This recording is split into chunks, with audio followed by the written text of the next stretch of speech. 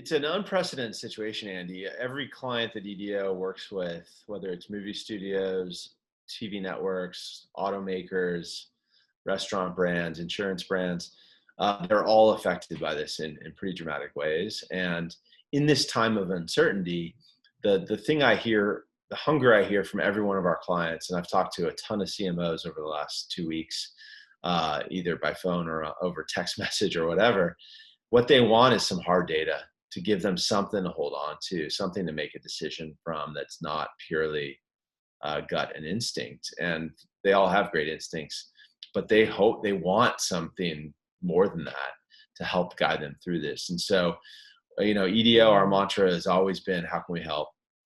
The team has a great spirit of service and collaboration, and they have applied that to working hard and fast for our clients to give them a real-time read on how are consumer behaviors changing in response to ads on TV. How are people consuming different types of TV? How are they moving to streaming services? If they're moving to other forms of entertainment, we got to give them insight into that.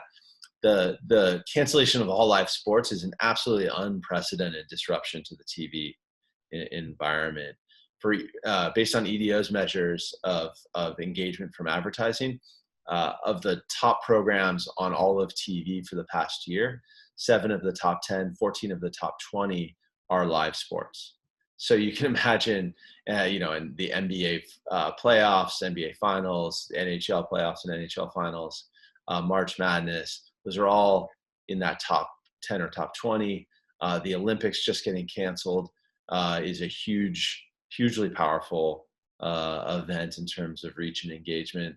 It happens every 2 years. Off the charts things like the opening ceremony and closing ceremonies, based on EDO's data, they're off the charts. And we now have to wait until 2021 for the Summer Olympics. So all of our clients who are advertising or selling advertising, they need help figuring out what to do next, how to replan, how to find savings if they need savings, and how to change their creative in the face of an incredibly different national tenor of our emotions and our discourse. And so, a number of our automaker clients, for example, have launched new COVID related creatives in the last few days or last week, and they all want data immediately if they can get it from us on how those new spots are doing. Is that changing how consumers respond? One of our flagship products provides data on the efficacy of TV advertising by looking at how a live ad on TV triggers consumer responses in real time based on their search behaviors. So we measure minute by minute changes in search, and we see the instantaneous spike in engagement, that little spike up and then spike down of engagement in the minutes following an ad airing on TV. And the incremental lift above what that would have been in the absence of that TV ad airing is a really interesting signal of efficacy, of consumer intent that was triggered by that ad. So that's what EDO measures. We do that for every ad that's on all of national TV 24/7, and we've been doing that since the beginning of 2015. So we've got this database of 65 million ads and counting that have aired since the beginning of 2015. So from that, you can really quickly tell Ford or Chevrolet or Toyota, how is that new COVID-related spot that you've launched, how's that doing relative to your own benchmark of performance over the recent few months. You can also benchmark it against your competitive set, and you can look at it same time last year. Those kind of looks at the data are really informative for people who are saying, on the one hand, I as an automaker, I've got this hugely disrupted supply chain. We're idling our factories for a certain period of time. We're turning them into assembly lines for ventilators instead of automobiles. And yet, on the other hand, I've got a huge network of dealerships and all of their employees and all of our own employees who are counting on us to continue to try to serve the need to kind of move cars off the lots and get people into the right vehicle. And so that tension is constantly being weighed by the CMOs at these automakers, and they're sitting there saying, I can't just keep running the same spot I've been running. I feel like that's inappropriate. Can you give me data on that? And we have. And what we've seen, by the way, is that the consumer response on average to an ad on TV has been dropping. It's not a ton, but it has been dropping since the COVID crisis really started unfolding in earnest about 2 weeks ago. In the 2 weeks since, we have seen a decline in engagement rates from the ads on TV, all things being equal, versus prior to the COVID crisis. So that's an interesting information for them that gives them an ability to say, I'm going to change my creative strategy.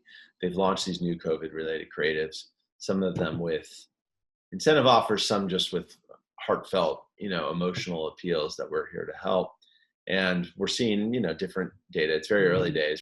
Leadership in crisis is, something that I feel like I have some decent amount of experience with, but this is bigger than the dot-com bubble bursting, the housing crisis of 2008, 2009, even 9/11 on the scale that it's impacted the whole globe's kind of daily lives. And, none of our employee base at EDO really were, really alive to understand the significance of some of those events, let alone the kind of wartime feeling that this has brought to many people. So, it's important to contextualize it for folks. And on the one hand, I wanted to emphasize that there are reasons to be optimistic. I mean, EDO has a business model that has most of our revenues under annual subscription contracts. We're providing really essential needs, and we kept people very focused on serving our customers. And the customers really appreciated that and gave us great feedback. Our clients did. On the other hand, I really wanted to make sure the team understood the gravity of the situation, that this is going to be a very severe shock, and it's going to take months, and it could go even longer than that if we're not, as a society, handling the response properly. So we need to be emotionally and mentally prepared. We need to focus on our own well-being in a sustainable way through this extreme social distancing, this work from home, not even leaving our homes in many cases, for potentially months at a time. We've got to be able to keep our physical well-being, our mental health in mind. We got to set a proper pace. We got to help each other. And so we're instituting a bunch of things to make sure that we over-communicate. EDO has always had a multi-office, work from anywhere as long as you get the job done well kind of culture. So it wasn't logistically hard at all for us to go completely remote and work from home.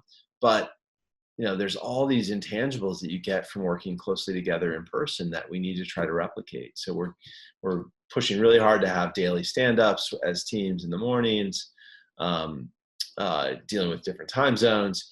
We're having virtual lunches. We're having some really interesting brainstorms around how we can create togetherness over the distances.